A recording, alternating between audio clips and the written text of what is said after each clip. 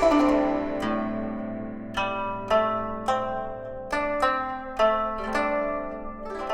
guys, Steven from Hessen House here. I'm super excited to finally taste Makku for the first time, and I wanted to share the experience. While you're here, be sure to like and subscribe for new content, and be sure to hit the little bell to be notified when something gets published. Alright, a couple quick things before we dive in. The first is that this is not a sponsored video, but I'll put a link down in the description so you can see how and where to find Makku. I'm super excited to try it out. The second thing is that I'm really not the type person with a super refined palate. Sometimes I eat like a 6-year-old. Also, this is a tasting video, but I certainly haven't tasted every kind of commercial makgeolli out there, but I've brewed enough to where I generally have an idea of what to look for. And in this video, I'm gonna look at 5 things. I'll give you my general observations. We're gonna look at the texture and color, the carbonation level, the initial tasting, and the aftertaste. Alright, so before we begin, I just wanted to take a look at the packaging. The label is beautiful. I love how some of the words on the can are upside down. It really reminds you to shake it around, swirl it up. It really has such a modern look to it. It is 6% ABV. The ingredients say rice nuruk, yeast, sugar, carbon dioxide, and water. It does contain wheat, and it is a product of Korea. I've got the original blueberry and mango here. I'm gonna start with the original.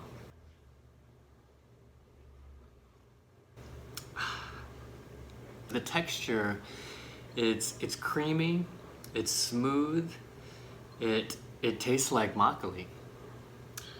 It's very carbonated. It's much sweeter than probably what you might make at home.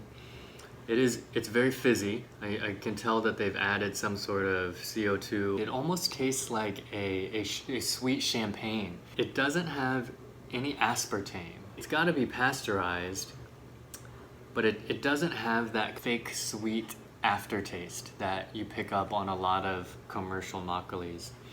So it's really quite good. This is the kind of drink that you could, you could drink quite a lot of. All right, on to the blueberry. Sweet, smooth, creamy texture, similar carbonation level.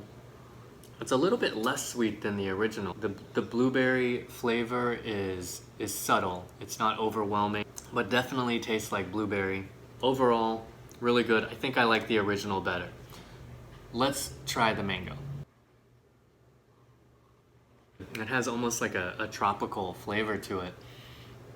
It's smooth, it's a little bit creamier. It tastes like actual mangoes. It's really good. I think I like the original the best. I'm more of a traditionalist, I suppose.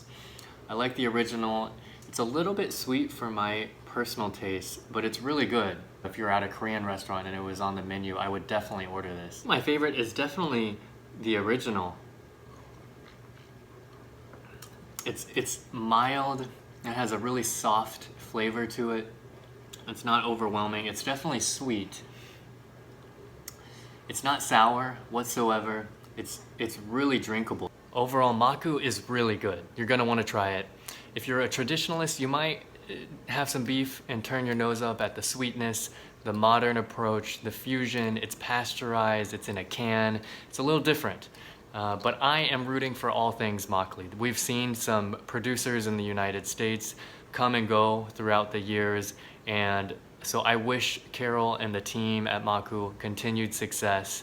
We're cheering for you guys. Buy it, share it, drink it, and cheers.